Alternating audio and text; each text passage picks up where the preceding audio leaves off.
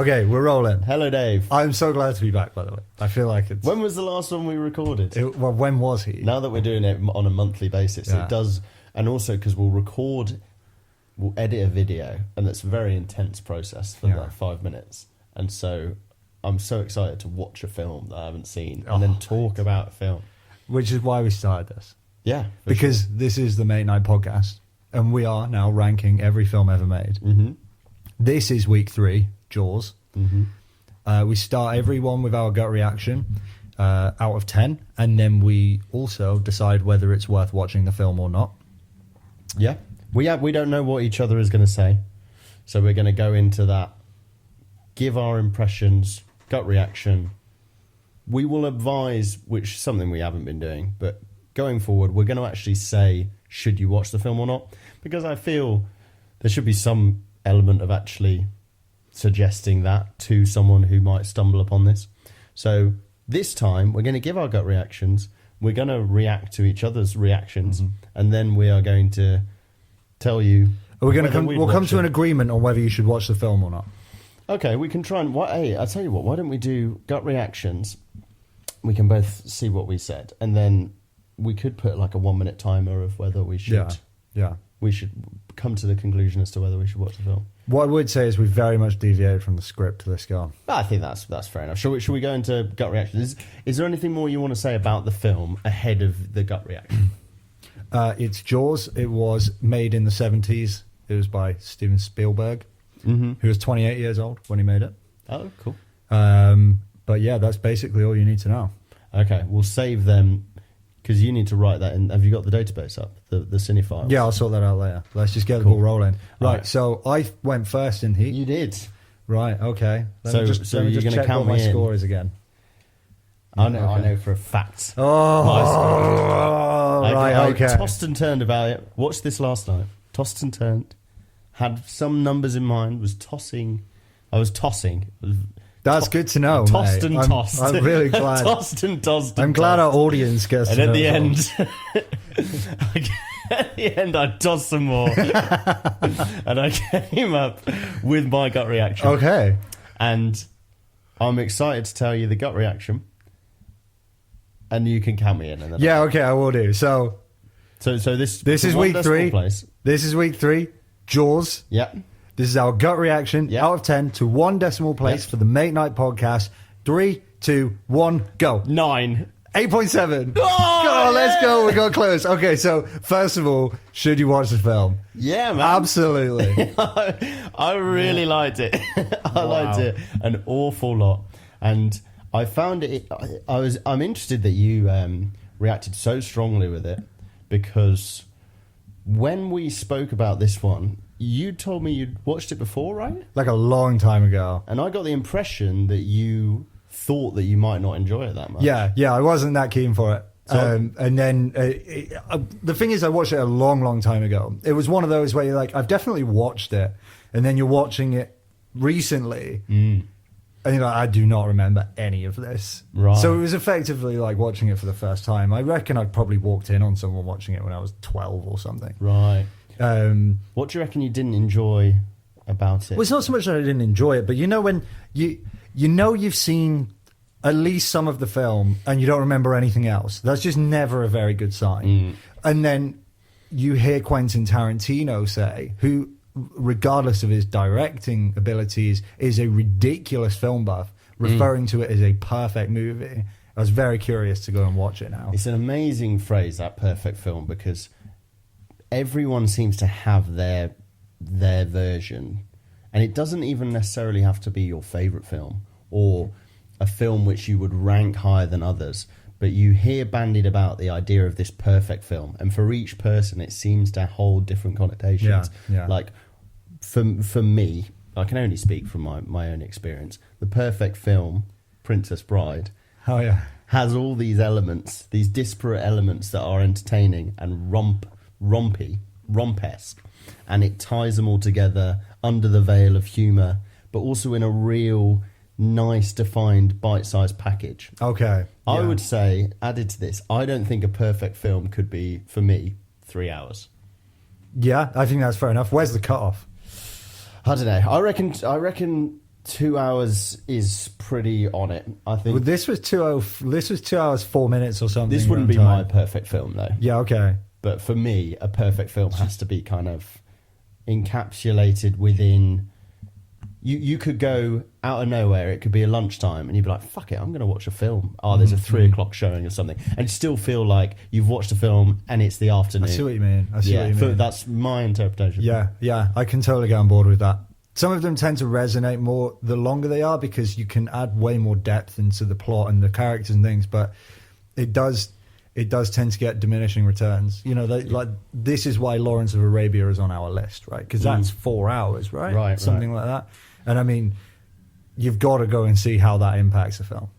For sure. But this was too. And to add to it though, just because a definition that you might have for a film would be it's a perfect film, it doesn't necessarily mean that it's better subjectively for me than other films which I see as imperfect. Yeah, 100%. So Lord of the Rings, I might like, okay, a good example is Back to the Future. I've heard people argue that that's a perfect film. We might have even spoken about this notion before on one of the lost tapes.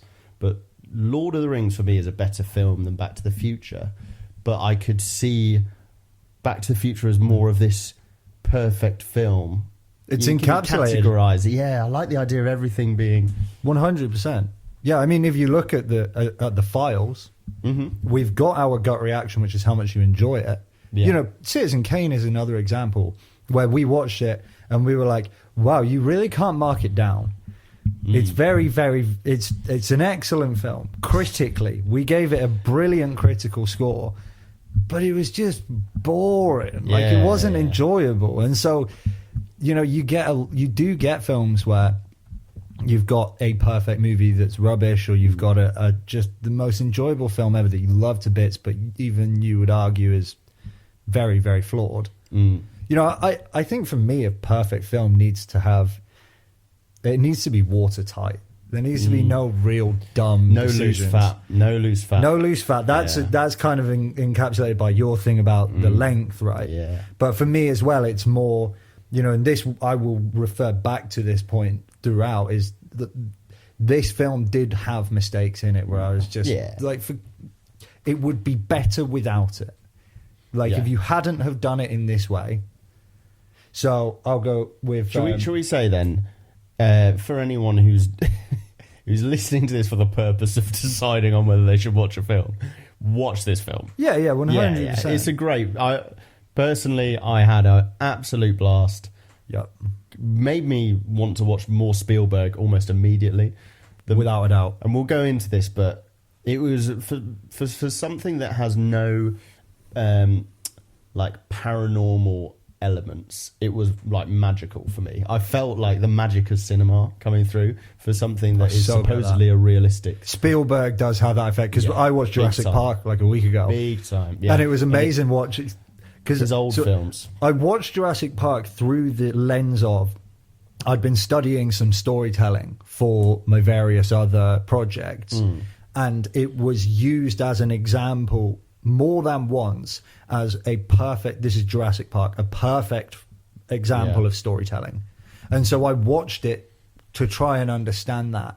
And then I watched Jaws the night before last, or whenever it was, and you could see how good Spielberg is at basically hooking you in like everyone else can do, but then just taking you along for the ride right to the last minute.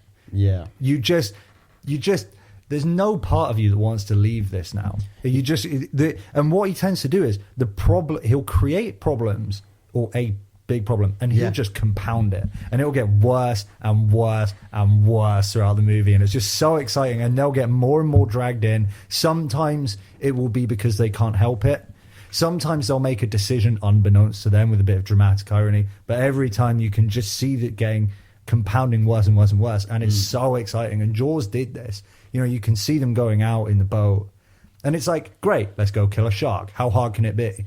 Which, this is kind of where one of the problems come out, but and then things just start to go wrong, and they just get worse and worse and worse. I think that it's interesting. It reminded me of a couple of other films that we've spoken about in the past. One that we've done some recording on, and one that we didn't. but both from that time period.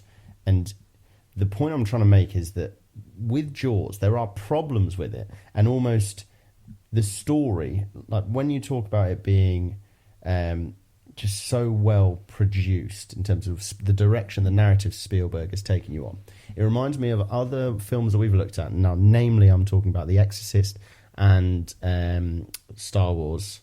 What's the first one called? The New Hope. I think we watched Empire Strikes Back. We watched that. To be fair, we were talking about Empire was the one that we took this out. But they're ones where the story is.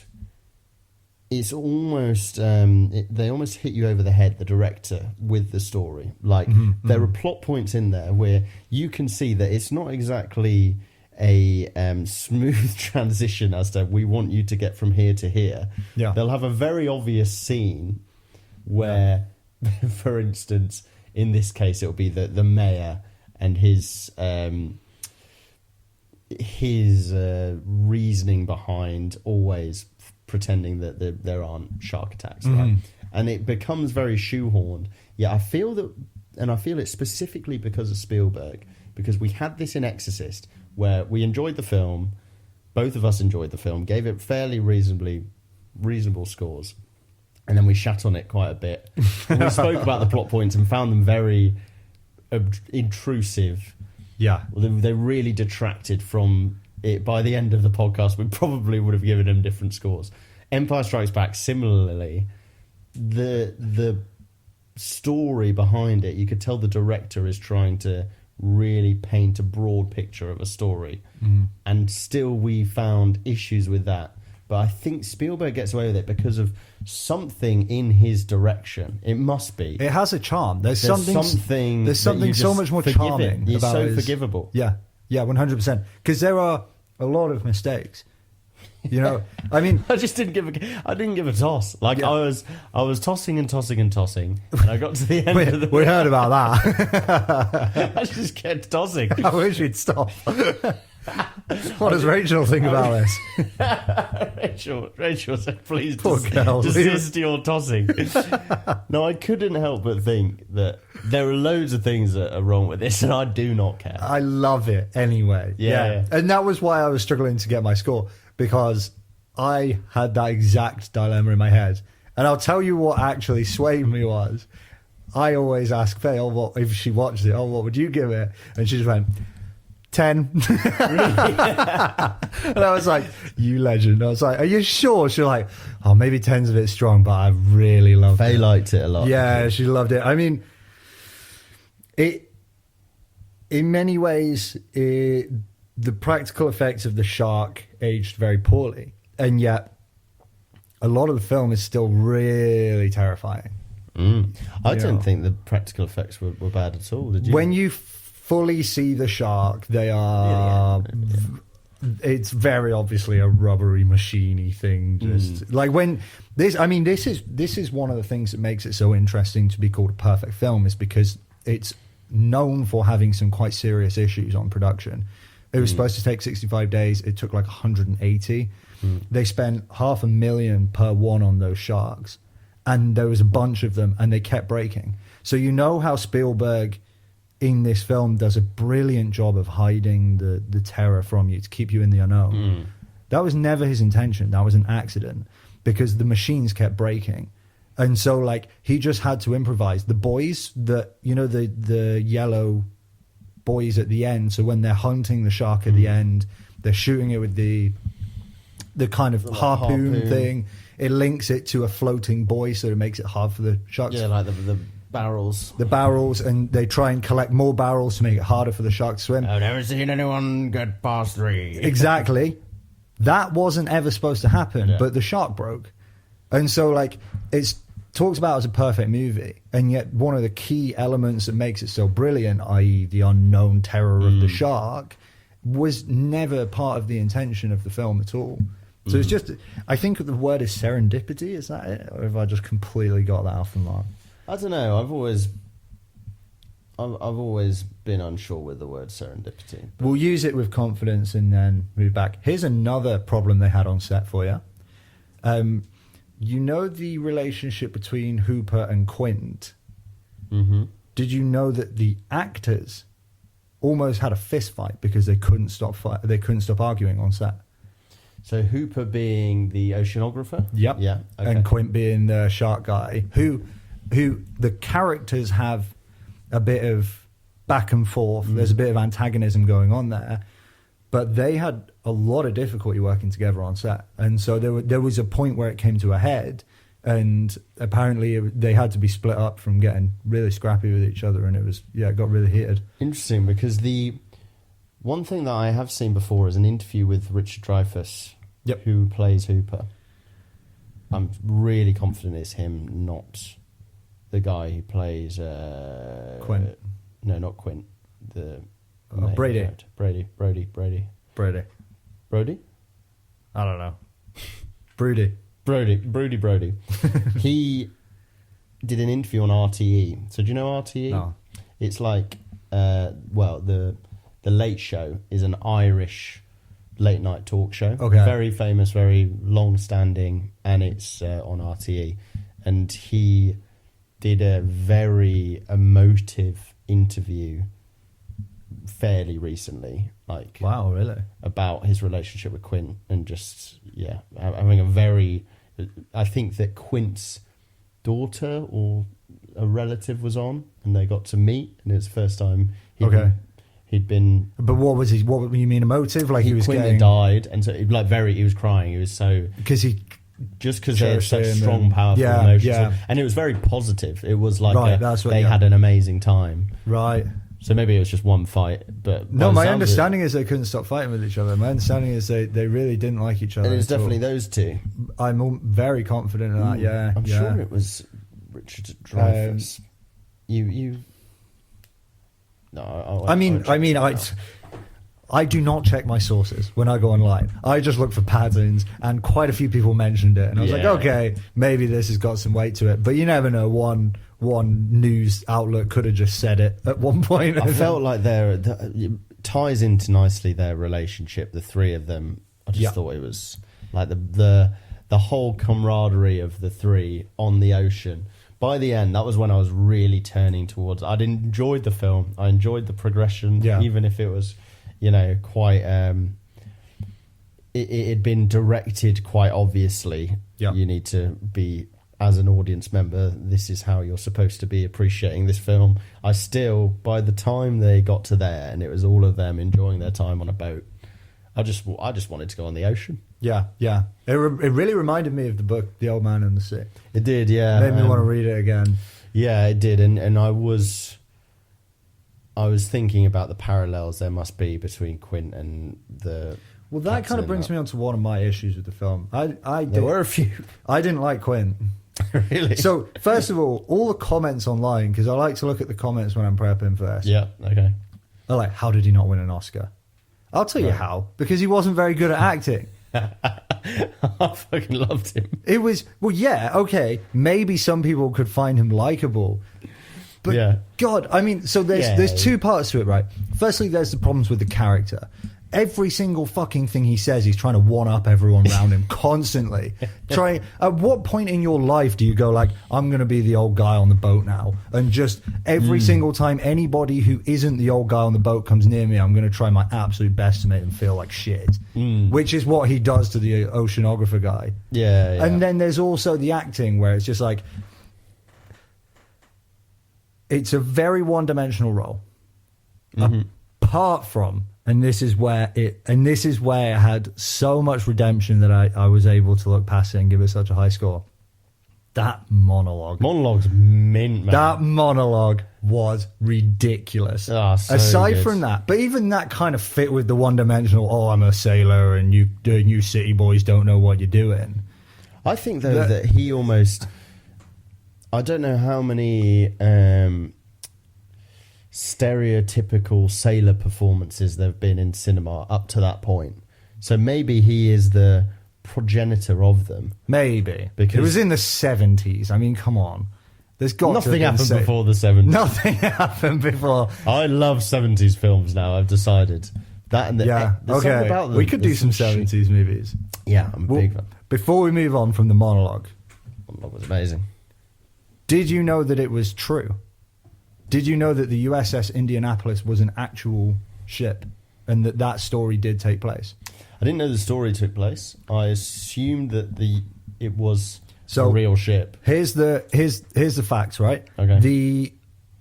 The story is mostly held true in the thing. So there was a ship that delivered the little boy, I think they call it, the bomb that bombed Japan. Yeah. And they were sent from America over to Japan. They didn't know what was on the boat. They went over there. They just delivered this package and then went off to the Philippines. Halfway there, they got hit by a Japanese sub, and they got sank. Now, 1,200 people were on there. 316 did survive, but what they kind of exaggerated by leaving information out was it was the biggest shark attack in history, right? But it was only 150 of them that were torn to shreds by sharks. The rest were from the explosion. 150 people died by shark. They were sank, and then most of them died from... Because they were out there for 5 days. The mission was secret. So they didn't know that it was secret, but which again was mentioned in Jaws. They didn't know it was secret, but that's why they were out there for 5 days and most of them died. It was amazing. The monologue, where we delivered the bomb, that bit. Because there was also the foreshadowing on that. One of the few things, I've seen a couple of scenes from this before. I knew about, at the end, him blowing up the shark with the final shot where he's like, give us a smile or whatever. Brody/Brady. And so I felt like the foreshadowing on the bomb section, you know, when he's like, we delivered the bomb. I was thinking of that scene coming up. Oh, I didn't realise that was foreshadowing. Another one was when watching it with Rachel. She goes, that boat's not big enough for this. And I was in my head thinking, brilliant. Yeah. Yeah, it was improvised. You're going to need a bigger boat. Do you know where he got the improvisation from? No. The crew never had big enough boats for all their equipment to shoot it. And so the crew were saying it as a catchphrase, and then he just took it on to set. And yeah. There was some funny bits. I was just looking at the notes of Quint's dialogue just across the board. What an amazing character to play. What a terrible character. so much. Quint was my biggest gripe with the film. Oh, I fucking loved Quint. Like his entrance being... It's lucky people heard it. Because I feel like in a real room, no one would have heard that. I feel like maybe we should explain some of the bits that we're actually talking about here. So for anyone... who's in the dark and has decided to carry on listening even though they haven't seen this film before. So essentially, for the main overarching plot, we're at a place called Amity Island, which is a fake island off the East Coast. We've got a successful police captain or policeman on the mainland US from New York who's come over to basically be the chief of police on this very seasonally run island. So every year, summer's where essentially the whole island builds its revenue around, and most of the workers have some sort of stake in the summer being a successful one.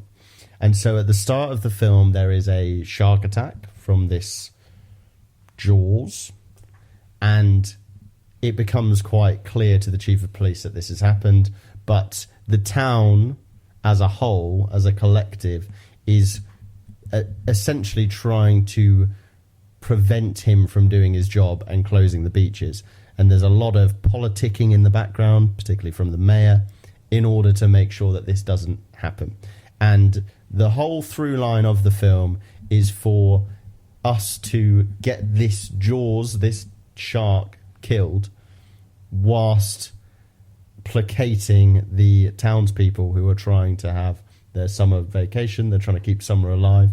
And throughout all of this, there's a number of shark attacks which somehow gets progressively swept under the rug, with more difficulty. And this Quint character is essentially the old hardened sea captain who quite early on is presented to us as a potential solution to this shark problem, but they end up bringing him in far too late, to the detriment of a couple of people's lives. And the entrance of him earlier on is at the first kind of major town meeting, which is after the second attack, right? Yep. So there's an initial attack. The hook, first scene. First and foremost, what an amazing opening to any sort of film.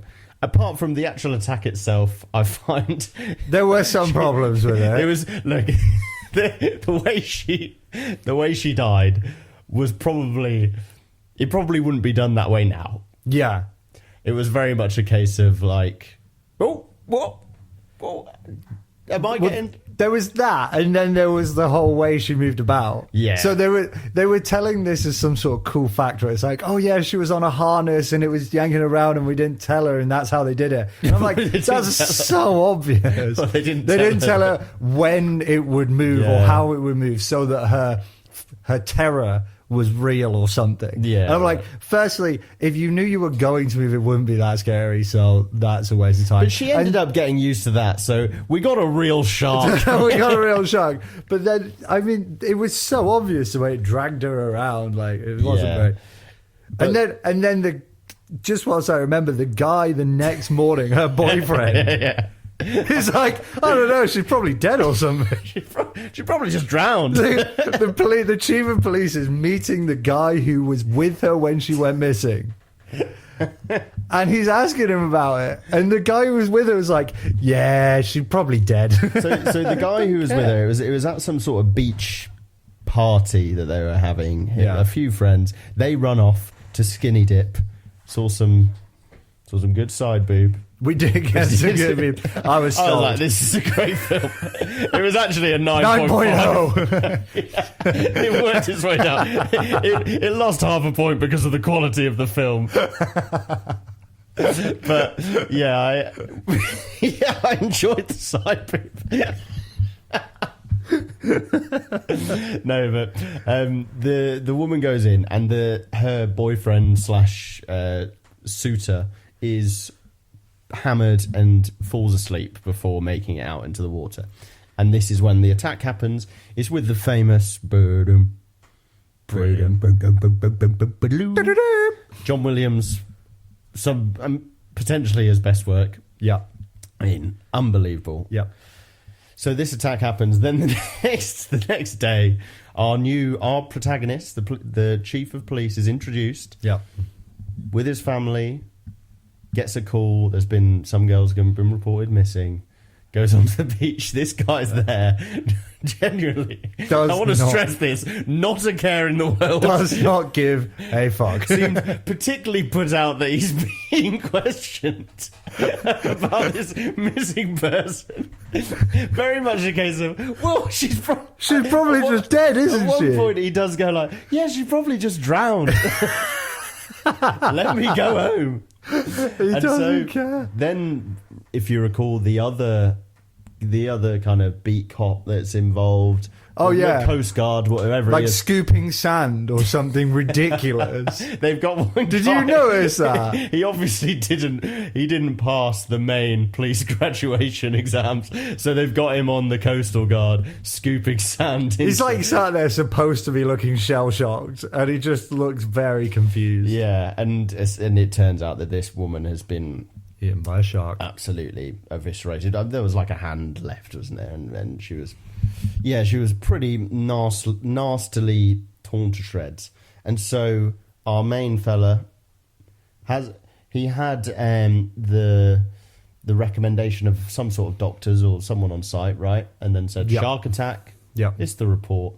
And this is when we see our first obstacle, the conflict in the story, which is the mayor going, look... The politics against the safety. Realistically, what are we going to do? Close this down? 4th of July? It was the 4th of July. They were really, really keen for this not to happen. So conversation with mayor was cool. I made a note of that. I found really early on that I liked the dialogue for this film a lot. Yeah, I can get on board with that. What did he say? Apart from Quint. I liked Quint's dialogue. What a tosser. He was talking about if it's some sort of...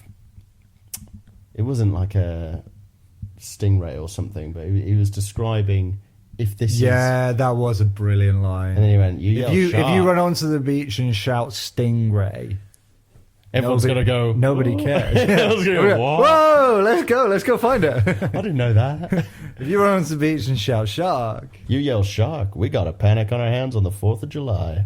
It was very cool. And did you notice, so then they basically open it back up, but our main character, he's on edge. He's not comfortable with it.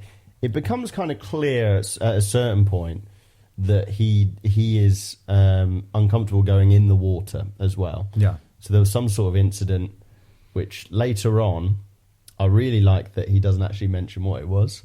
I don't know if you saw it in your notes. Yeah. What, where he doesn't like going in the water because of an incident when he was younger. But if you recall, like the three of them are at the when the three of them are out actually hunting the shark later, they are getting quite pissed, sharing their wounds. Yes. That they've picked up, Famous and they're scene. one-upping each other, aren't they? Yeah. I find it quite funny that they literally started with their worst, and then they both had about 4 bad injuries that they just one-upped each other on.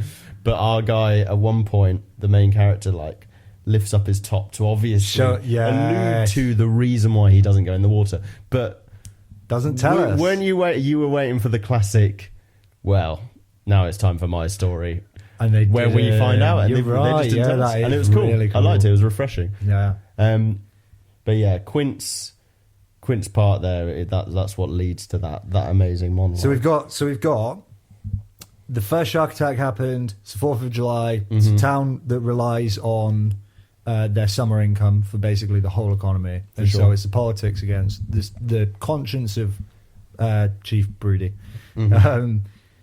I really liked the fact that he wasn't some kind of ridiculous good hero character. He was actually quite complicated in a weird way. He let himself be convinced about the whole, it was a boat dorsal thing that... Yeah, and it made sense, didn't it? Because he was the new guy. They did another good little He wasn't just this wrinkle. perfect protagonist, though. If he'd have been there maybe a year or so, or a bit longer, he would have probably had the stones on him to be like, look, I'm the chief of police here. I'm going to put my foot down. Yeah. But because he felt that it was... I imagine, or in my head, part of the reason why he allowed himself to be convinced is because...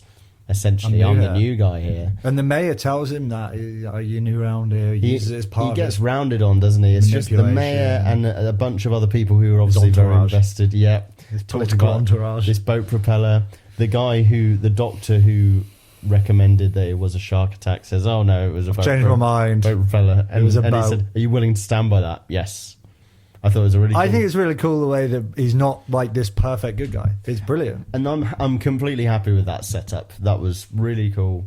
Now, after the second attack, it becomes a bit harder to justify the fact. How does it happen? How does it unfold? So they've got the first one with the girl in the hook at the first scene. And then what is the second one? Is that the one with the kid, the young boy at the beach? Yeah, so they immediately open up the beaches. It's the first day of summer, right? If I remember correctly. Yeah. So it goes from 0 to 100 for them. And then it's got the greatest camera work ever. I love it. Which part specifically? We'll get to it. So sorry, you were saying. So they've opened up the beach. They know about this potential shark attack.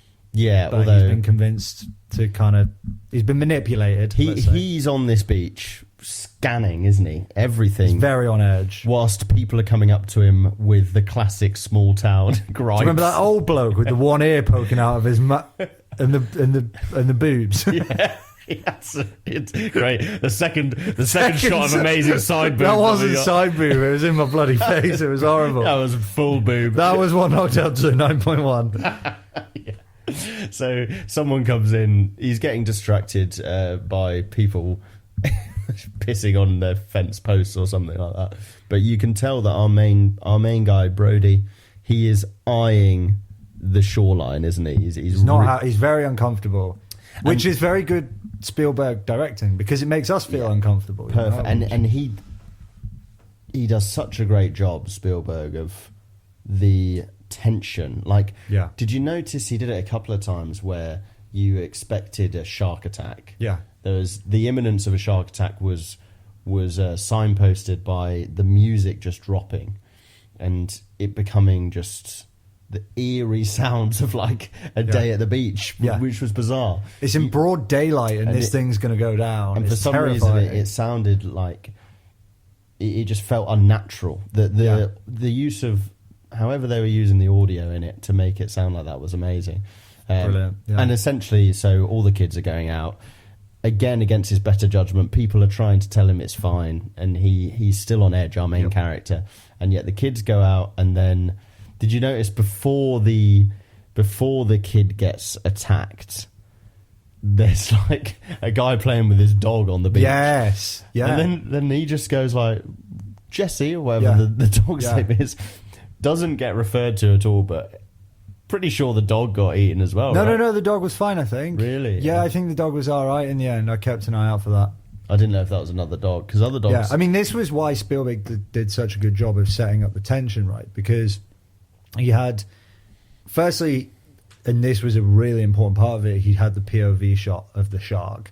But the interesting thing was, it wasn't always the shark. And so you were underneath the water, probably like 3 meters down, looking up, moving around at these sort of unsuspecting summer goers, and so you know that this is going on underneath. You got the dramatic irony, you got all this going on underneath where you're watching it, and it's building up, and you can see the dog, and he's setting up the dog dying, and you can see the kids, and he's setting up maybe the kids are going to be it, and then he's setting up this woman. There was like 5 different options where he gave us a little bit of investment in each of the characters.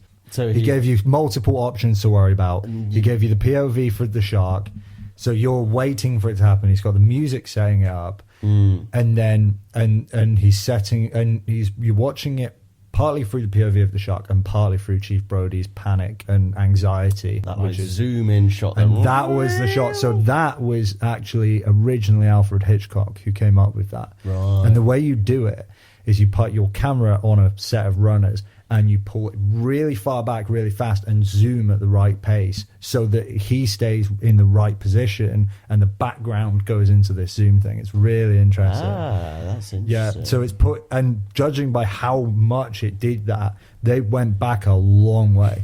Like they'll have gone back 20, 30 feet. And as they're zooming, they're very carefully, as they're pulling back, they're carefully zooming in. Right. And it was Alfred Hitchcock who came up with it, but Jaws is one of the ones that's most famous for it. It's a really famous shot. There's a few unbelievable shots in this. Because you know it's gone wrong then. It's just like... Yeah, and they do a great job of capitalizing on that tension as well. They don't just build for no payoff. Like... The death scenes are pretty very harrowing. Brutal, and I think that what adds to it is the fact that it's in water as well. So the practical effects, they again smooth over the cracks of the time. The water being in play means that just blood everywhere. Pretty realistic, because that's what you'd expect. Splashing and blood and then so following that, this happens. Obviously, he's had another mare, and the town have this meeting where he's like, look, we're closing the beaches. Yeah, we need to close the beaches. We're closing the beaches. We're getting some people in. We've had 2 shark attacks. Come on. And what does the mayor say? 24 hours. We're going to shut the beach. Don't worry. Don't you worry. For a day.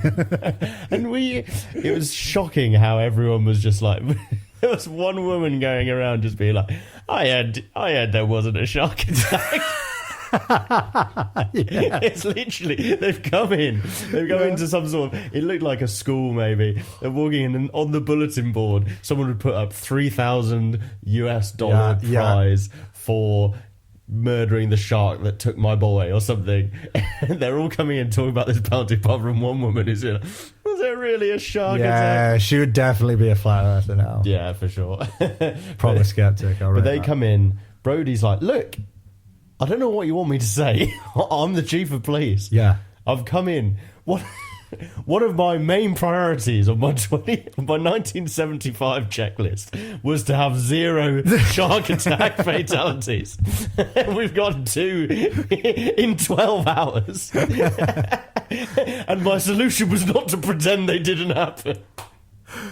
nor to close the beach for 24 hours. So essentially, he's saying no. We're seeing this pushback, and then in the middle of it, A solution presents itself. cut like a knife is old Quint, the caricature. and it's definitely a classroom, isn't it? Because it's on a chalkboard, Yeah. and you just hear. Yeah. Which goes on for way longer than I was expecting. Way longer than necessary. Way longer than necessary. Everyone was listening and he just continued for He another... continued doing it over a picture of a shark, which I can only presume he drew. He popped there to do the thing. He does this. And then it's very lucky, by the way, that a room of screaming adults was able to hear him doing that. Because it's very likely that what was going to happen was he'd just sit there scratching and nobody would notice. What he's probably done is he has put quite a lot of preparation into this entrance. That's not going to work. He has quite clearly drawn a very detailed picture of a cartoon shark on there. Managed to arrange it so that they have this meeting in this primary school exact room. one. He came along with his He had time to entourage. draw it before he could have done it at the back of the room. Practice, got it. Worked to great effect. Turned round. He asked for treble the amount that they were offering. Dave offered 3,000. He said, I value my neck for more than 3,000. I'll get you, shark. And then he does his dramatic exit, and following him is his little mate that just remains unexplained for the whole movie. This bloke who- There's this like 5'2", 5'1", like Never to tiny be seen little again. orange hat. No, he comes back once. Does he? Yeah. That just follows Quint around for no reason at all. So it goes Quint, then his little mate, and then the dog, and they just leave. And doesn't make it onto the final trip. Doesn't at the make it end. onto the boat. Oh yeah, the problem number 5 with Quint, right? Yeah, I'm not gonna have any other captains, any other people on my boat. Yeah. It's like No more the captains. first thing that he needs to do on the boat requires like 3 people to do it. There is no way on God's green earth that he would have done anything like catching that shark on his own. Yeah, I mean, he was clearly required. I mean, he died. He clearly had a point to prove. He really had something to prove this also- movie. It's driving me insane. He also kept sabotaging the mission. Yes, this is what I'm saying. Quint was a rubbish character. Like he just didn't make sense. You put a caricature in there with no depth, and then the only depth you No, add he was amazing. is him sabotaging the mission. when he broke the comms for no reason. just like starts smashing the radio apart, and then Chief Brody gets really angry for about 20 seconds, and then it just never gets mentioned again. There's a part where they're getting pretty badly attacked by a shark, and Brody's wife calls up, and he just goes on the phone and goes, "Well, we got ourselves a couple of stripers, and now we're going to be home for tea. Over and out." And then he just hangs up. Continues to get mauled by a shark. Over and out. He was class. no, I mean, like, yeah, it was class because it was funny, but no, it was just a rubbish character. Like, it was just you just take a caricature, fair enough, maybe he was just the first one ever, although I really doubt it, because sailor characters have been around forever. And then the only things that he does outside of his caricature are like not explained in the slightest. Like, he just kind of, like, when the boat blows up at the end, right, they're going away from this shark. They've got perfectly fine pace as it is. The shark's not going to do anything. They're fine. Yeah. He puts it up to max revs That's another thing he did. for no reason at all. Forgot about And that. then Hoover's like, "Don't do that. You're going to blow it up." And he goes, "Don't tell me how to run my ship." He goes, "You're going to blow it up." And then about 20 seconds later, it blows up. And he everyone just dies goes, for it. "Oh, And nobody goes, fine." "Hang on a minute, Quinn. You did that." There's only going to be one captain round here. What is he doing? He's an idiot. He's like a boss who purposefully pulls crazy power trips just to show that he can. It was a weird pissing contest power trip thing. He was a terrible character, a complete caricature, and the only redeeming factor was the killer monologue that he The gave. monologue was mint. It was good. Unbelievable monologue. And you know what? Compared to Al Pacino in Heat, Yeah. I feel like Quint's character, so he's turned to 11. Yeah. Al Pacino's character turned to 11. Yeah. Al Pacino's felt really out of place. Quint's felt like that was additive. Okay. I think that the whole sailor caricature is exactly what this film needed. The ridiculousness of the scenario was just buffed by his own ridiculousness. It really added to what you referred to earlier, which was, really the charm of the film was the fact that it was a what would you call it? Is it a wayfaring when you go? Yeah, something like that. Like a sailor's... Swashbuckling. Yeah, exactly the word I was trying to think of. It's a sailor's thing. It's out at sea. It's brilliant. Having said that, when he specifically... His decisions that specifically endangered the safety of the crew, that is too much. Inexplicable. That makes no sense whatsoever. And they didn't even go any way to explain it. On the note of not explaining as well, Chief Brody at the end, after narrowly escaping getting mauled to death by a shark, watching somebody get taken apart by a shark, watching a whole boat get taken apart by a shark, and then swimming back, decides to mention that he's not afraid of the water anymore. What the hell is that about? Can someone please explain how that doesn't traumatize you permanently so that you never ever get back in the water again? So what was this? Was when he... This was we didn't really get given an epilogue, which I didn't. I would have preferred a bit more of an epilogue. But they're swimming back, him and Hooper, and he turns to Hooper and he goes, I used to be afraid of the sea and I'm not anymore. And it's like, how the hell is that the event that made you not afraid to go in the sea? Yeah, watching... You were 6 feet away from a man getting torn in half. In all honesty, up till that final scene, it was beyond a 9 for me. The ending, I felt, and part of it is to do with how well he'd built tension, and you felt the concerted effort of the chase. I remember looking when they were about to go out on the boat. I went for a piss, and I saw the time that was left, and you really felt how long that 40 minutes or whatever it was that they ended up being out there on the ocean was. He spent a lot of time out there really crafting the battle they were having with this shark. So I felt when it did get around to it actually all kicking off and them dying, maybe it just dampened it a bit because it had to come to an end, and quite often the build-up is always... So could he have done a better job of... I don't know. Maybe I sometimes think maybe great stories that build tension are almost doomed sometimes. By that very... Yeah, so I don't know. I will say it probably didn't help that at that point it was quite clear that the practical deficiencies of the... that was where it really showed itself, 100%. Yeah, for sure. Yeah. Did you know it's based on a novel? A novel. And not Old Man in the Sea, then, an actual...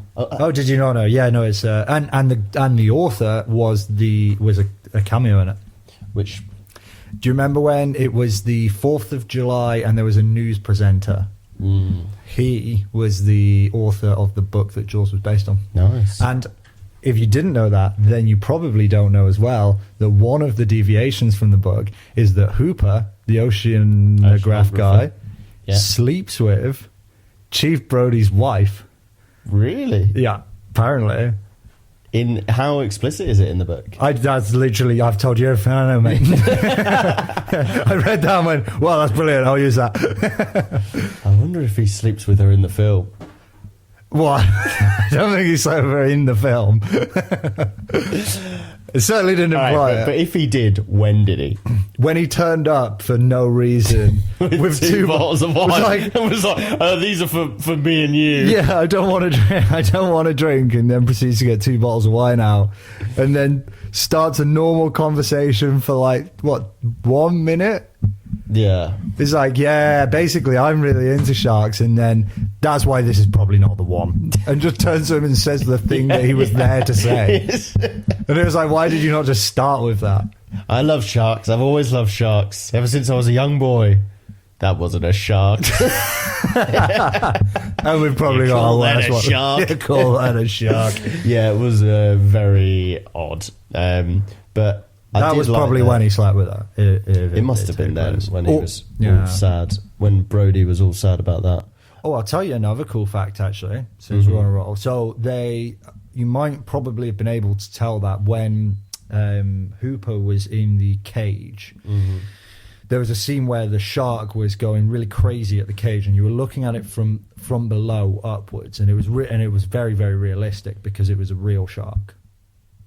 So they had real sharks for periods of the film. Now that was one of them. There's the cage. Hooper's gone under to tempt the shark to come towards him so that he can get some poison in his mouth, basically, because it's not going to be strong enough to get through his skin. So Hooper's in the cage.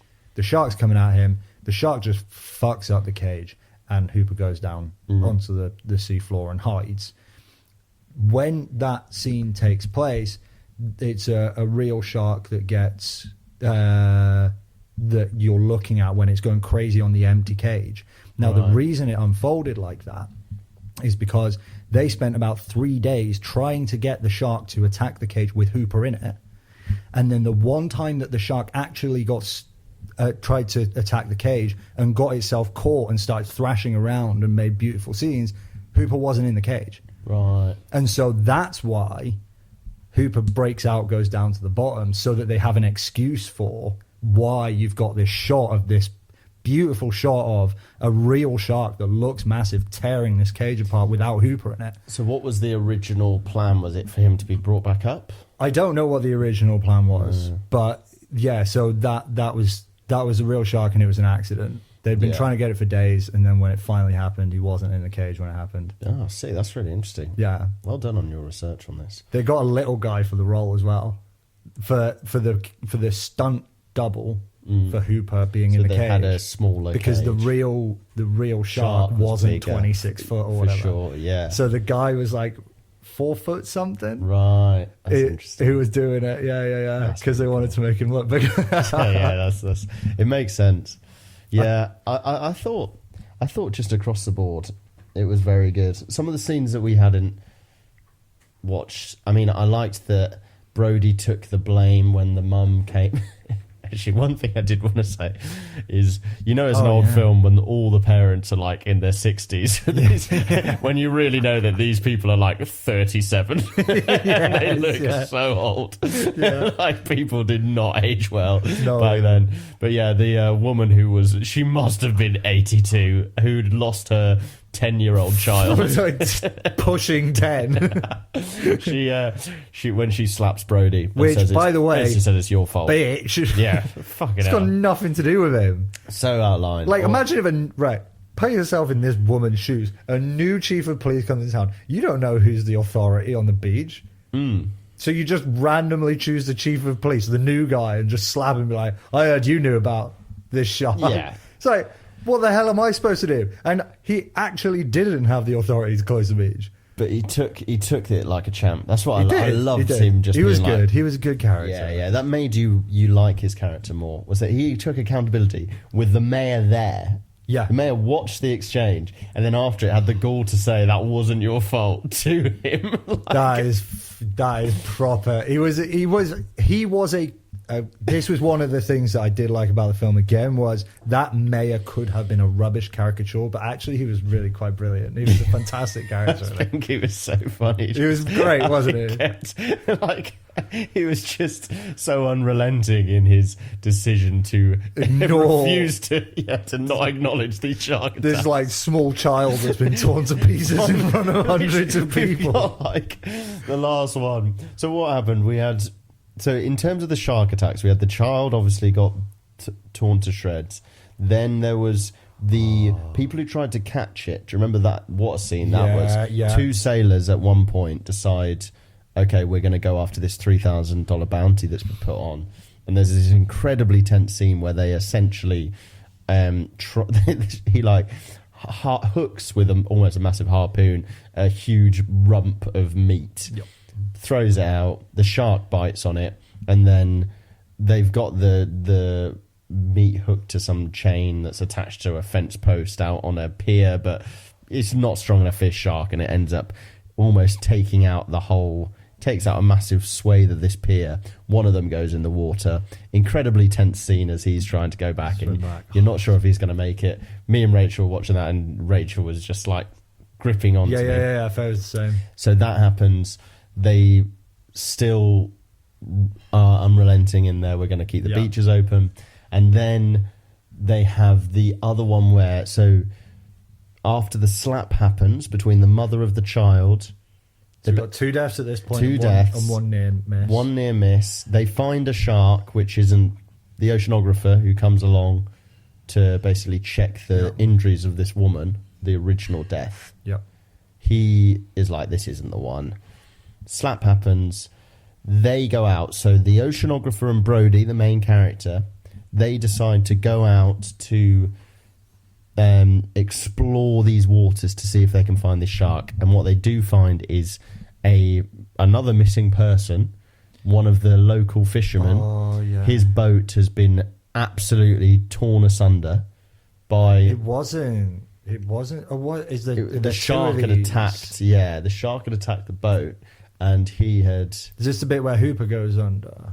Because it wasn't torn to pieces. That was what made it. That's why he went under. Yeah, sorry, it wasn't. But there was suspiciously, like, there was one bite in it. There was a big bite in there, and he was missing. And he, this starts a concerning trend of Hooper dropping things in the ocean, where he picks out the largest shark tooth he's ever seen, or something. A fantastic piece of evidence. Yeah, which he then drops into the ocean. But in his defence, a dead body face pops out. What did you think of that jump scare, by the way?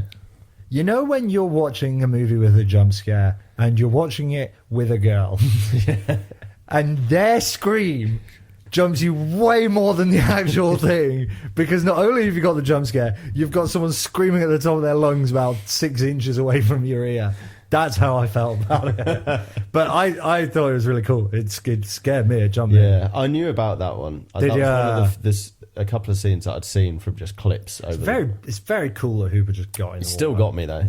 I knew it was coming. I knew it was coming at some point in that scene, but I didn't know when, and it got me. Rachel was working next to me in bed. Yeah.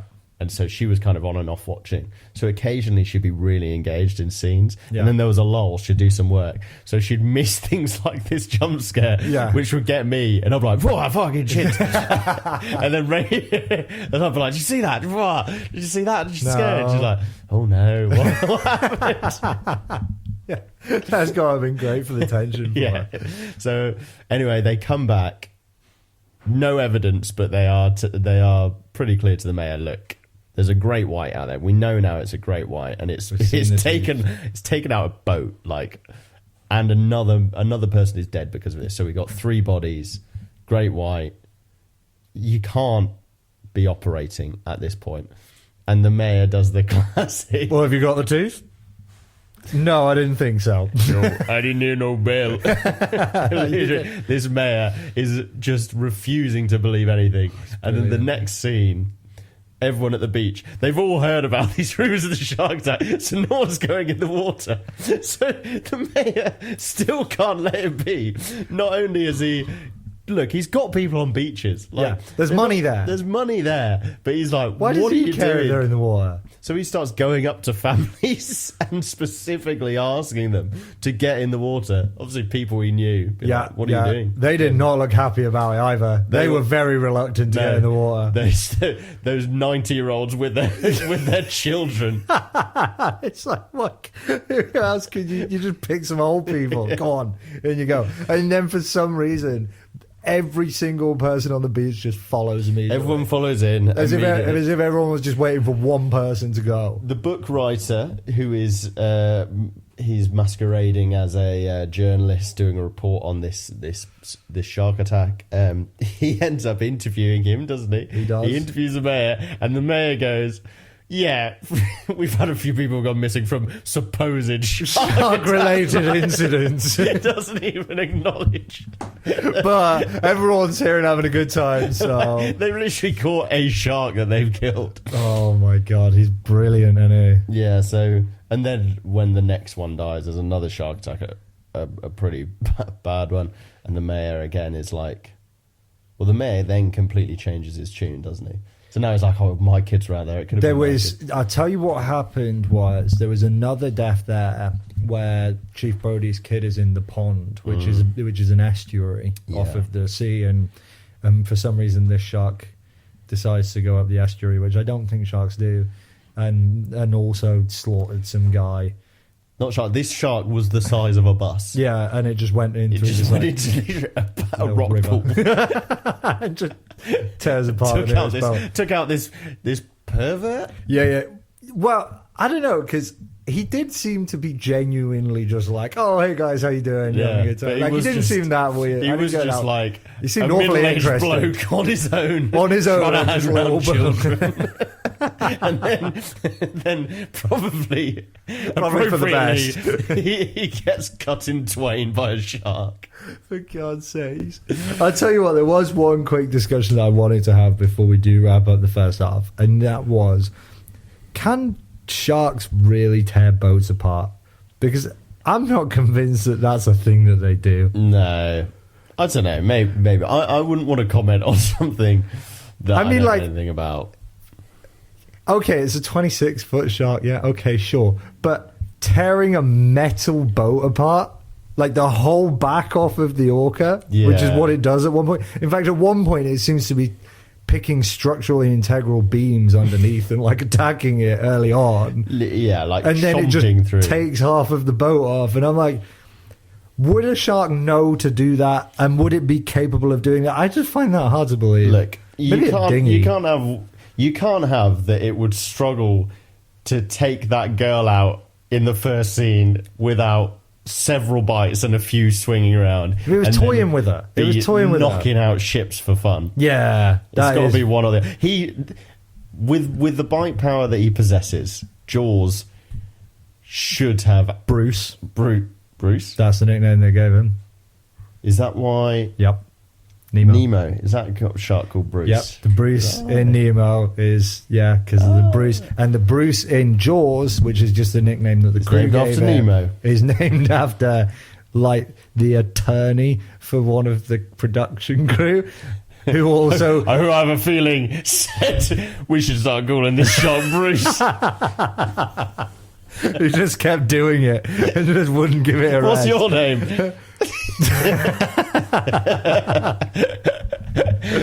Have you seen that guy? He says he's an attorney. He was the guy. He was the helper for Quint. He was that little ratty boy. So we've got sharks that can tear the backs off of boats, but then also struggle to kill a lone woman at the start. Yeah. I just don't know if it's one of those things where, like, I should really have gone and found out, because for me, that kind of suspending belief is just a little too much. For me, it's like, because if a shark really can't tear the back off of a boat, which I suspect it can't, then the whole story, once they go out to sea, they should be completely safe as long as they just stay on the boat. Yeah. There's just no danger there. So, like, then you're relying on what is quite an exaggeration of reality. Like, I imagine they can probably take dinghies apart, if they're really determined, like a little dinghy, but not like a boat. Like a little raft, but yeah, mate, yeah. It's kind of annoyed me about the film, because I was like, well, the whole thing with Quint killing the engine and I was all enjoying it too much, that whole scene. When the bit where Quint is on, like, the bird's nest, the bit which protrudes out. Yeah. There's a shot of him when it was like a calm, and they had a couple of rounds with the shark, and now they were chilling for the end of the evening. And the music was amazing, and it was just open ocean behind. And I was just like, man, It was such an adventure. It reminded me of the Spielberg films I'd watched as a kid. Yeah. And the reason, big reasons into liking film is like Spielberg. Can we do another Spielberg movie soon? Well, it reminded me of the Goonies, and I fucking love the Goonies. They're such adventures, they're just such fun adventures. Yeah, he's really like the magic of cinema for me is it starts and ends with Spielberg, I'd say. Okay, so Fred, give us a closing statement. What would you say to somebody who is thinking about watching Jaws? Watch Jaws. Great. The Mate Night Podcast, over and out. Yeah. Right. What's your summary of the film? It was a bloody good adventure with three fantastic characters. A seafaring romp. A seafaring romp. Three fantastic characters. The tension throughout the film was phenomenal, and the story was laid out in front of me so beautifully that I just walked along it the whole way. At no point was I interested in anything else. I just was going. Spielberg just held my hand and took me for 2 hours about a story about a shark, and I loved it. Yeah, it was like wistful. Yeah, and it felt like there was so much whimsy in it. It really did encapsulate there was a camaraderie to it, which the nostalgia that was present within the film made you feel that you're just there for enjoying the ride. It was an event. You went and you saw an event. I'm not surprised it was considered, I believe it's the first summer blockbuster. Yeah, okay. And it was almost like witnessing a piece of history where, because of that gleam that was present over the whole film, you just couldn't help but smile. Yeah. I was just smiling at it near the end. I was just smiling at this. I'd enjoyed it so much. I genuinely was like, should I just fucking say 9.5? And Yeah, be it was done so with it? good. I was gonna come in and be like fucking 9.5. But I realised, look, there are things that I'm getting a bit. I felt like when a kind of ancient Greek goddess or something was using a power on you. Yeah, I was like, I had a bit of realization. Like, look, it wasn't that good. Like, calm down. It was brilliant, but it was it was so enjoyable. But that could be the thing that warrants it the 9.5, is that it really gets you fully. It resonates, truly resonates whilst you're watching it. And I think it's something to do with those scores. The John Williams, John Williams, his ability to entrance you with some melody. I think that's a contributing factor.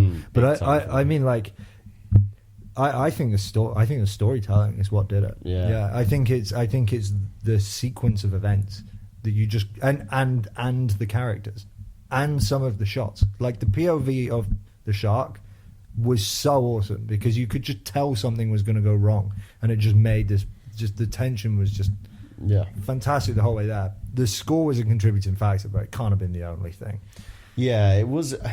It certainly wasn't. It seemed like it was just packaged in a way that reminds me of why I like films. Here are the two things, right, that you're going to have to just accept when you're watching it. Mm-hmm. Firstly, sharks probably can't take on whole boats. They probably don't know how to. The supernatural element is the shark itself. And then two, everyone seems to love Quint. He's an Quint's idiot. great. He's an idiot. You will enjoy Quint. Quint is a bloody textbook sailor character. Quint had some that tries to constantly one up literally everyone. Like enough said. Like he's constantly got a point to prove. Quint is single-handedly going to be the reason why this gets a 10 for character. Quint is the reason why the lower score. Quint at one point Hooper is playing solitaire and Quint goes, "Stop playing with yourself, Hooper." How was he like that? He's one of many. He came up with so many lines, but he sabotaged the mission. He was an idiot, and he constantly tried to one up everyone. The two things: the supernaturalism of the shark, and also Quint going from being the savior, the one who is going to be able to bring this home for us, to for some inexplicable reason deciding to sabotage it in numerous times, which at least. It makes sense that he died. Like, he got comeuppance for his pride. I was sad that he died. I guess it was for his pride. What was the theme?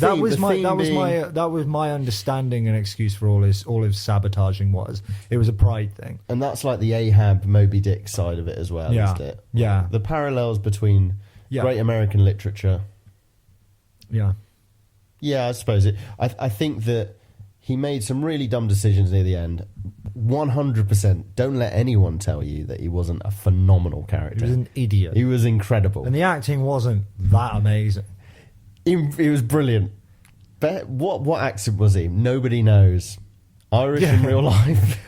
He's been around the block. He's just sailor. He's just like, just pick a sailor character. That's Quinn. Great singer. He actually harmonised sometimes in those songs. That was it. Yeah. I mean, occasionally. Yeah, but he only had one song. Smash the He Comms. was a lifelong sailor and he had one song that he kept Yeah, singing. you see the Spanish ladies. Adio. Adieu. Yeah, it had about 4 lines in I it. don't think he speaks very good Spanish. And then at one point, Adieu. everyone else on the boat seems to just know the rest of the song. Which, well, I didn't really get. Brody, who doesn't like the sea, seems to know this sea shanty that they're singing. This upper class oceanographer and a man who hasn't seen water knows a song about coming home in the evening. Yeah. I mean, one of the things that really brought it, I mean, one of the many things that really made it a brilliant movie was that you had 3 very different characters together, and that dynamic was great. Yeah. That dynamic was just so cool to watch. It was, yeah, the friendship that they attained in those scenes by the monologue, kind of that in and around the monologue, that whole scene. I felt it was a little spoon-fed. I don't know. I With the liked it. I thought it was charming. comparing the Yeah, for stars. sure. Like it's the way they like every ridiculous, but- step further, they sat slightly closer together and then started like lapping their legs on each other, and and they kissed a bit. Yeah, and then I honestly was expect if they had 5 scars. That's when I started tossing. Is this a 9.5? But look, it's fucking great, and I reckon that's going to be reflected in the cine-files that we're about to do. We Should are just- about to give our fire critical into- score rating. Yes. Do you want to go into what this is? Because Yep, I think so- I did a pretty bad job describing last time. We've discovered that you get some films that are just bloody brilliant to watch, but they are not very well made. They're so much fun. You really enjoy them, but they're just very poorly put together. They have great charm. Then you have films which are brilliant on paper. They've got everything right, but they're just not very entertaining to watch.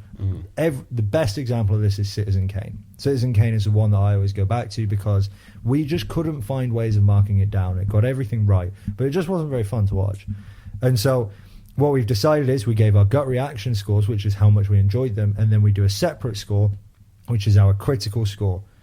This is where we break down the film into 7 categories. We try to rank them out of 10 to 0 decimal places. And we try to account for time as well with this one. Yeah. So what we try to do is say, okay, Citizen Kane, the filmmaking, the cinematography would get absolutely blown out of the park by a film in 2024. Yeah. There's just no way it would stand a chance. But we're going to account for that. And that's what this score is. So we've got 7 categories. We've got character, dialogue, plot, genre realization, sound, visuals, and like another one as well, which you'll find out in a minute.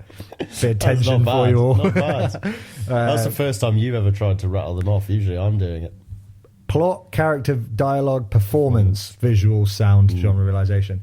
And then we'll take the average score. And that means now you have a score to go by of how enjoyable a film is and how good a film is. Yeah. And we've had, so this will be our 16th film that we're This is our ranking. 16th film. So we are working our way through every film ever made. We are close. Full steam ahead, I think. Okay, so, That was and a one of good the fun pun. things that we like to is I caught that late, but I planned it as part of my research. I can't believe you got there before me. My final note was just make sure you put full steam ahead in at some point. I just highlighted it. Okay, so for plot, which is category number 1, I think I should reel off what the 10s and the 9s are because I think I can say that it's going to be on there. So Chinatown, Godfather, Psycho are our 10s. We only have 3 9s. Apocalypse Now, Princess Bride, and Citizen Kane. I reckon we'll get to a point now. I'm just thinking on these, without meaning to cut you off too much, because we've got 16 films. I reckon what we'll want to do is we go, okay, which ballpark are we in? Yeah. When we start we do a timer. Oh, so well, it'll be we're 2 already, minutes. yeah. Have we started the timer? No. Oh, okay. No, but we're already ballparking. Because I wanted to go on your sharks, get set, go. Okay, hang on. Let me get a timer. Try and think of another one as well. Okay. Because whilst you were talking, I was just furiously thinking of Jaw shark 3, related- 2, 1, go.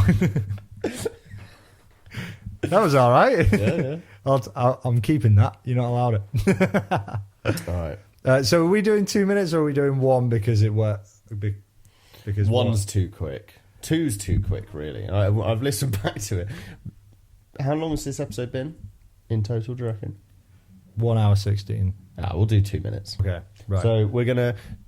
2 minutes to go through these 7 categories. We kind of done most of the deciding on them, most of the discussing of them on the first part anyway. But we're going to come to the same... We have to be in agreement. We have to be in agreement around this. Agreeance. I'm keeping that. I'm sure I've heard other people say it, but wrong, obviously. You might have done. Incorrectly. Jaws for effect. So... correlation is not Jawsation. Yes, I like it. All right, I'll shark the bus now. Yeah, please do.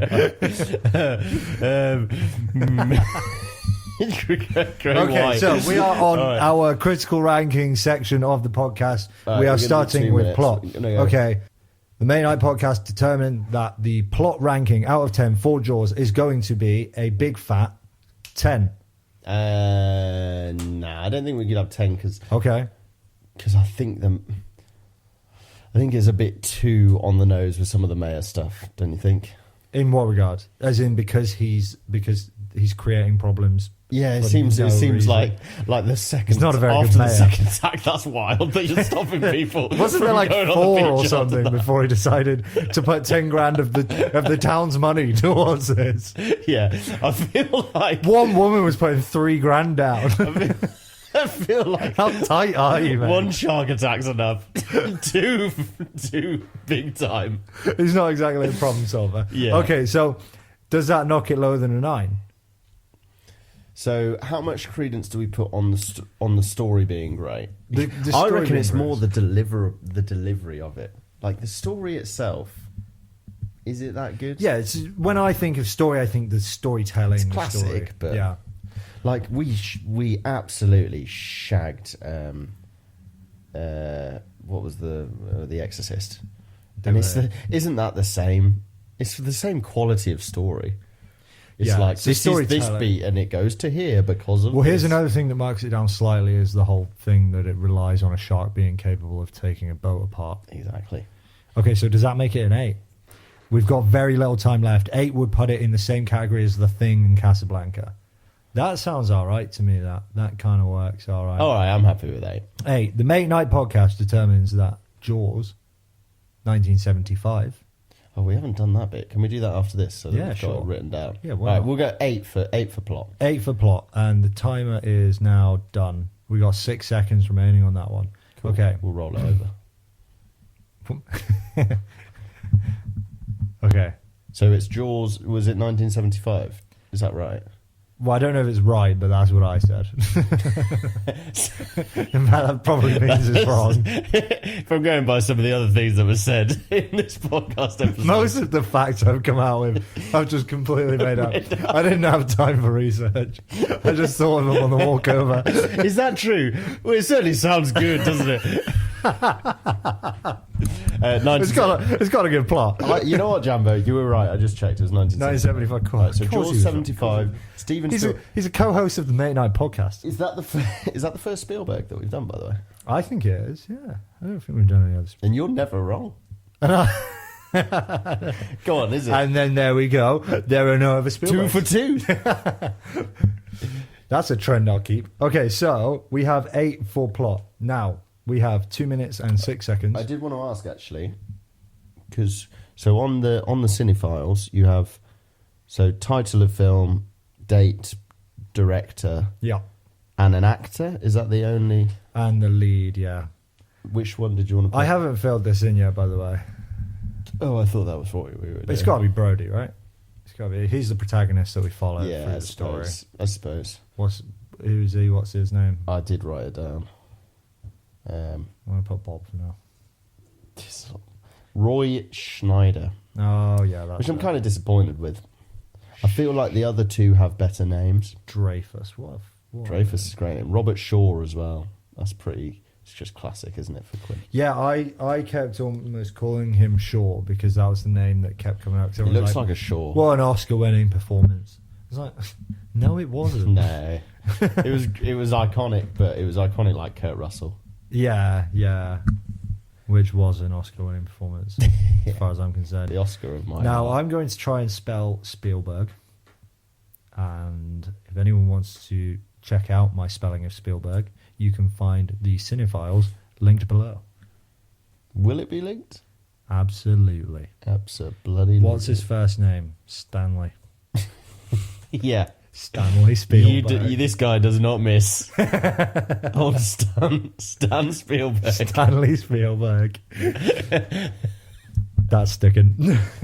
Director of such classics as Jaws 2.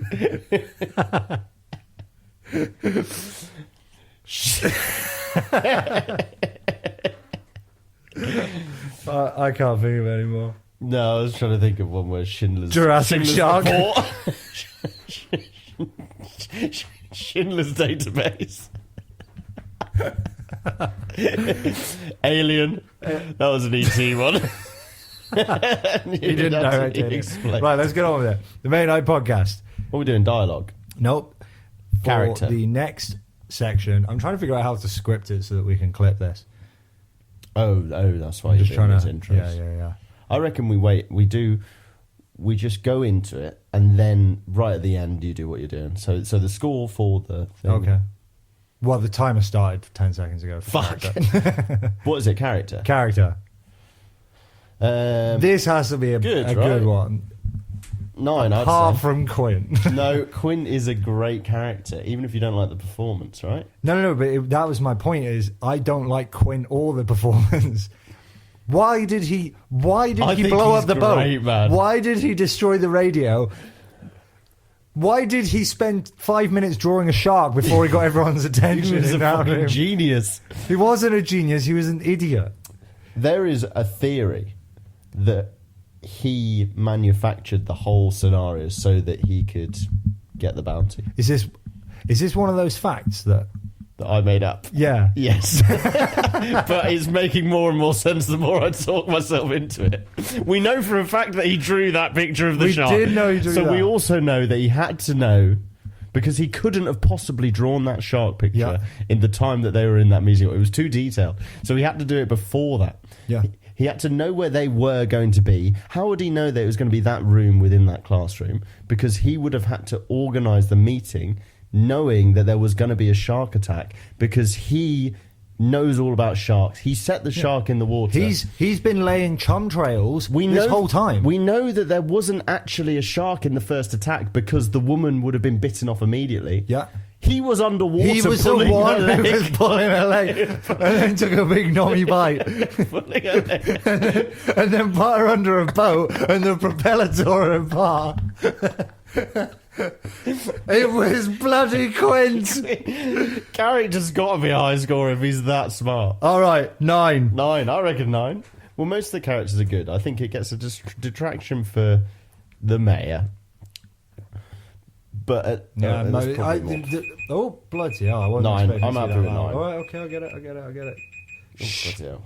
Goodness. Is that me. from the laptop? Yeah. Should we do it on a phone? Yeah, I think we should. That was horrible. Oh, I didn't check who had... Got Stan Spielberg on my phone. All right. So, sorry, what were the you other checking? 9s See how it for fits. character... No, it's already decided. Yeah, we'll see how it fits retroactively. So how well character it fits. 10s were Godfather and The Thing. Mm-hmm. 9s were Chinatown, Psycho, Apocalypse Now, Casablanca, Heat, and Jaws. Do you ever hear some of them and you're like, really? Which one were you thinking? Heat. The characters were good. It was the performances that that were were bad. terrible. And it I was just will generally not a stand very good by film. Al Pacino not being good in that. Al Pacino is not a very good actor. No, we should watch more things that we can have a go at him for. Because it needs to be said. You know that blind film that he was in that I told you about? No. Oh, it does ring a bell, actually. He won an Oscar for being blind. Yeah. And then he got a bit more eccentric after that or something. Yeah, I don't know. That was definitely, he was eccentric in that one. Yeah. He was pretending to be blind. Yeah. But there's a monologue in it it was recommended to me the other day on YouTube. And now, because I know we might watch these films at some point, I might start not watching these. Yeah, because it keeps ruining it. Yeah. But I watched it and I didn't think it was very good. The monologue. Quick question, actually. Jaws. I sent you a list of movies and you said, oh, I've seen them all or whatever. And then you went, actually, no, let's watch Jaws. I misread. Right. I re-looked back on it. Never seen or... I haven't seen Jaws. I knew there was a shark. Yeah. I was. That's part of the reason it went as high as it did for me. Because I told you about. I know it's your virgin watch. I know the plot points of all of these films, and I knew a lot of it for this one. But I was completely blown away by the wonder of it all. I just found it very magical. Dialogue. All right, start. Dialogue. Oh, we're going. I can't think of any reason why we would give it anything lower than a 10. I think this is the second 10. I was thinking this pretty early on. The first point that I thought about it was when he had that line. Oh shit! What have I done here? When he had that line about you yell shark and we got a panic on our hands on the floor. Yeah, that's a brilliant. And I was like, oh, the dialogue's pretty good in this. Yeah. Even the stuff between the family was fairly natural when they were talking about being on the East Coast and now you're in Boston, you got to say fatter. Yeah. That wasn't. Yeah. I can't do a Boston accent. All of Quint's stuff, yes, it was a caricature, but he had some zingers, didn't he? Yeah. If you think of dialogue as just some of the iconic lines that they come out with. Nothing's gonna happen as he goes scuba diving in shark-infested waters. Yeah. That was oceanographer, wasn't he? It was Hooper. Yep. Very reliably, the shark turns up every time someone gets in the water. Yep. And Hooper decides that's when he's. That's fine. Yeah, good man. Mayor interview. Some people were allegedly hurt. Yeah. Another one that we didn't speak about. So, the final shark attack before they go, we need to go out. We need to get Quint and go out here. Mm-hmm. There's the shark attack in the paddling pool. Yeah. And the predator is attacked. Yeah. By a predator. At one point, Captain Brody is running along and he's going, doesn't anyone have a gun? Yes. And I just thought... You're the chief. So American. You're the chief of police. Expecting do you not have a gun to bring their guns to the beach. Yes. It's like you can't. What is wrong with you people? How have none of you got a gun? No one got a gun here. Somebody shoot this thing. I think to be honest. Yeah, I didn't think of it like that. Time and done. I loved the dialogue. I want to give it a 10. I'm happy with a 10 on that. Go on, do it. Are we out of time? That timer just went. It was just a reasonable It's a shame because volume. I could have stayed on dialogue for a while. Right. Performance. Right. So, I think good performances across the board for me. I don't think that Quinn's performance was that bad. I just don't think it was that special. The character was a bit... The character was terrible and the performance was fine. To be fair, the monologue was ridiculously good. The monologue was so good because when you, as an actor, reading things like that, when scripts will come your way, he'll have known like there is a monologue in this. And you watch other films where there is a defined, this is my time to shine. I get to do a monologue. I'm gonna go so hard on showing people my acting chops. Uh-huh.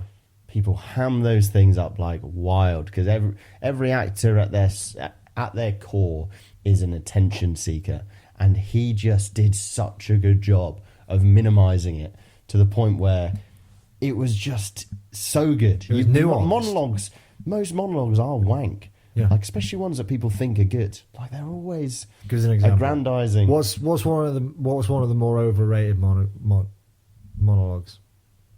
Any theatre one I've seen, there's a few from the Hamlet one, To Be or Not to Be. I watched David Tennant's version of that recently. I fucking love David Tennant, and he's usually quite good, but even he gets trapped in this is my moment to really showcase Shakespeare. From a film perspective, I'm trying to think of ones from like some of the Marvel films where they go off on one. Off the I can't cuff, think of that's one. tough. No, I couldn't think of one. We'll do a little segment next episode We'll we'll do a little segment next episode. Most monologues. overrated Monologues Fred doesn't like. Yeah, most overrated monologues. All right, I would actually. That was 2 minutes. I'd give it. Yeah, we need to give it a number. What was it? Performance. Yeah. Should we go 9? I don't know if 9's fair. What do you think? It should be 10. No. I think it should be 8. What 8s do we have?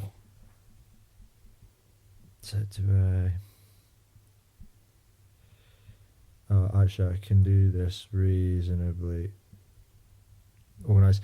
So, performance 10, Citizen Kane. Performance 9, Godfather. Performance 8, Princess Bride, The Thing, Chinatown Psycho, Apocalypse Now, Alien, and Crouching Tiger. I don't think it was better than any of those. I don't think the performances were really that outstanding. The monologue was killer, and then the dialogue was pretty cool, and it was pretty good acting, but it wasn't ridiculously good acting. Yeah, fair enough. 8, I'm happy with actually. Right. When you put Eight's it that way. Eight's pretty generous. 8 will do. Yeah. Okay. Visuales. Visuals then. Pretty good. I love the visuals. Pretty good. Spielberg. Iconic reverse zoom Mhm. shot. Very well done. Yeah. POV from the shark. Very, very good. Oh, I suppose visuals would include The actual shark itself. animatronic, which wasn't very good. I thought it was good until the end. But it's bad. For me, it was bad in the same way that when they reveal the actual monster in a horror film bad. Not I agree. because I thought the practical effects were bad. I thought the practical effects were really good. You know The Last Death? When the shark is coming, it's under the water, and it takes up the predator. Yeah. And you get a sense of the scale of it. Yeah. With it still not being fully shown, so you can't really see any of the, the maybe bad styling of the actual animatronic. Yeah. I think the other thing as well that we've got to give it a little bit of fairness to is that sharks probably do look a bit weird anyway when they're not in water.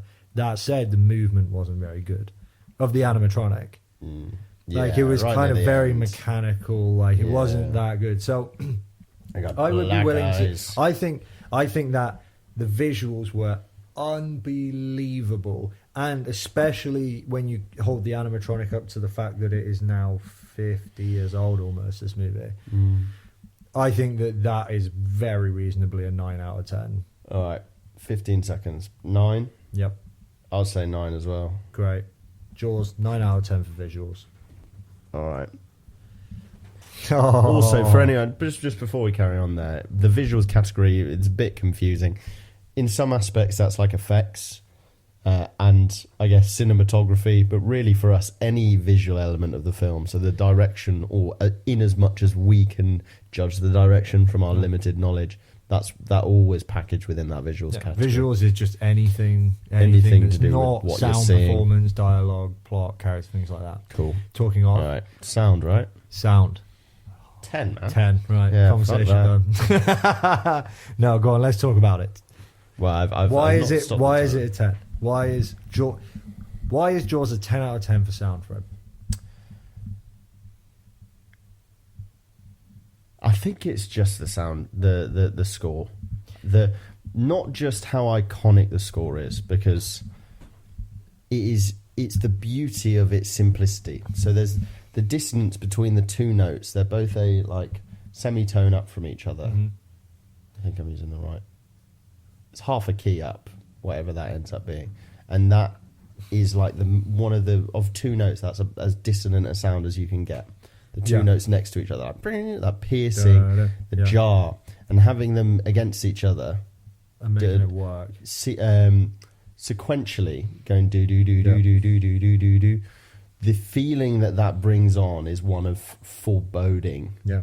And he did that, so he created this iconic riff essentially with two notes, and then supplemented that with just an incredible underlying score. People know Jaws. You've got like an orchestra that is in the background of this two-note thing. To drive the melody to be driven by two notes is wild. Two notes that are immediately next to each other. Yeah, so I think that you could make the case, and I think most people would make the case, that no idea or no theme is typified as well within a film by its score as the Jaws one is. I don't think there's any other score where you could just go, like, I could just go out and go da da da da, and that would be enough. And people would be like Jaws. And people, you conflate sometimes something being iconic with something being good. But this is not one of those times. This is It's iconic perfect. because it is good. Right, 10 out of 10. 10 out of 10. Which parts us onto our favourite genre, and I'll tell you guys why it's our favourite genre. It is because neither of us have a clue what it means. Get a lot of 10s for this category. This would be genre realisation. For anyone who doesn't know, genre realisation is how much the film realises the genre. And in this case, we start as we always start with, what genre was it, Jambo? It was the broadest genre you could put it under is like an adventure. Like if you go into the adventure category, but if you want it to be much more specific, you could go with horror, thriller, I'd say thriller for me. you could go with like a kind of sailory sort of seafaring. Yeah, but I think then it gets a bit, It's horror in it. It's got to be horrah. I would say thriller for me. Thriller. And I think it does do a good thriller. job of being on the border. Unlike with Psycho, for me, I used to always feel that was a bit too either or. But we still get that 10 anyway for genre realisation. Everything gets a 10 for genre realisation. Not true. Actually, we've got a 4, A Few Good Men. We've got a 7, The Thing by John Carpenter. Not sure what that's about. Didn't know I got anything other than 10s. And then a bunch of 8s. Empire Strikes Back, Alien, and Citizen Kane. Not sure what genre we decided that was on. I think that's the issue. If we can't work out what the genre is, so how iconic is this within the genre? How much does it exemplify whichever genre This is it's the representing? horror. This is like the example of this kind of film. Which is Shark movie. All right. Shark horror. Shark horror. I agree. It is a 10 for shark-related horror films. Jaws comes out with a resounding 10. I'll pop that in. All right. Nice. As the jot that timer one run down. out. So what? All right. Do you want to give us a rundown of what scores we're looking at, as well as the average for our critical score for Jaws? You're damn right I do. So It'll be good. You can tell it's going to be good. Oh my goodness. Feel it. Oh my goodness. Spielberg deserves it. So the Mate Night Podcast has ranked Jaws amongst the greatest films of all time. Mm-hmm. Plot, character, dialogue, performance, visual, sound, and genre realization, and then taken an average, each one out of 10. Plot, we gave it an 8 out of 10. Character, 9. Dialogue, 10. Performance, 8. Visuals, 9. Sound, 10. And genre realization for Shark Horror, a 10 out of 10. Which puts it at our second best film we've ever ranked. What, Godfather then? Behind The Godfather. Godfather then. So The Godfather got 9.4 out of 10. And then Jaws got 9.1. And then following that, we have 2 8.7s. Freddie, take a guess. It's Chinatown. Not Chinatown. Citizen Kane. Not Citizen Kane. Apocalypse Now. Yes. Psycho. Yeah. Yeah. There you go. Apocalypse Now and Psycho behind Jaws. Godfather in front of it. Some films are going to be good in the critical score because they hit all the marks. Like they have.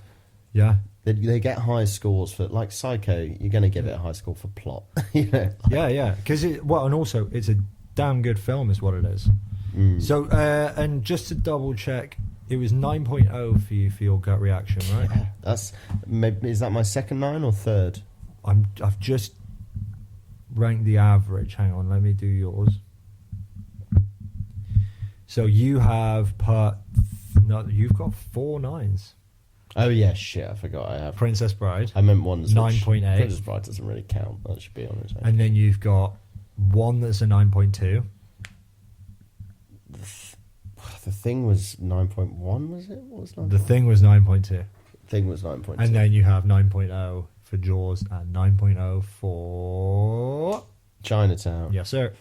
But the Mate Night podcast rates Jaws as our 4th most enjoyed film behind The Thing, Chinatown, and Princess Bride. No, I skewed the figures. And just in front of The Godfather. You know, I was thinking this. Is it better than The Godfather? No. No, it's not. I could watch The Godfather. I would be able to watch The Godfather more times and learn more from it than Jaws. But I was just feeling Jaws, you know. Jaws was just bloody good, is what it was. It was just a lovely little treat, that. What a film. Really good. And now we're going to decide what we're doing for next week. Because one thing I will say, for anyone who actually did listen to last episode, they may be a bit surprised that we're not doing the Passion of the Christ. Yeah, we should probably address this at some point. So we decided we didn't want to do the Passion of the Christ, and instead we decided to do Jaws. So why did we decide to do that? Because nobody on this planet cares about... No one gives a shit about Passion of the Christ. Whereas people including care us. a little bit about Jaws. We just decided to do Passion of the Christ because Easter's coming up this month. That was it. Whereas Jaws is good. So that was the long and short of it. But this week, why don't we actually try and do the film another that we Spielberg movie? Could do another Spielberg film. Let's do another Spielberg movie. But do we really want to do Spielberg just after doing a Spielberg? I don't know if I fancy another one because I think it would actually detract from the score I'd give E.T. Having watched one similar. No, I'm with you. You know what? What about this? I'm listening. Everything Everywhere All at Once. I thought you were going to say that. Okay, so we're doing Everything Everywhere All at Once. So we just had a little conversation on camera. I was thinking like a martial artsy film when I said it. That was kind of what I was thinking. There's quite a lot of martial arts in it. Is there? Okay, cool. Yeah, okay. So we're thinking Everything Everywhere All at Once. Jamie hasn't seen it. I have. I'm very happy to rank it. I'd be interested to see what I think, actually, of my ranking of it. Yeah. And I'd be interested to see what you think. So next week, for no particular reason, to be honest, we're going to do fancied it. Everything Everywhere All at Once. It'll be the second film that we've done from that lady who I can't remember her name, Michelle Yeoh. I think that's right. It is. It's definitely right. She was in Crouching Tiger, Hidden Dragon as well. Don't get it wrong. She was in Crouching Tiger, Hidden Dragon as well, which we did.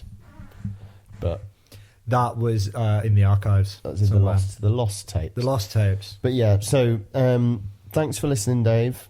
Oh yeah, Dave, thanks for listening. Episode 3. It was a good film. Thanks for listening, Dave. Definitely worth the watch. We loved it to bits. Next week, Everything Everywhere All at Once. Mate Night Podcast, YouTube channel. Not really got anything else out that you need to pay attention to at the moment, but new things on the horizon. Thanks very much. See you Have later. a good one. Bye-bye.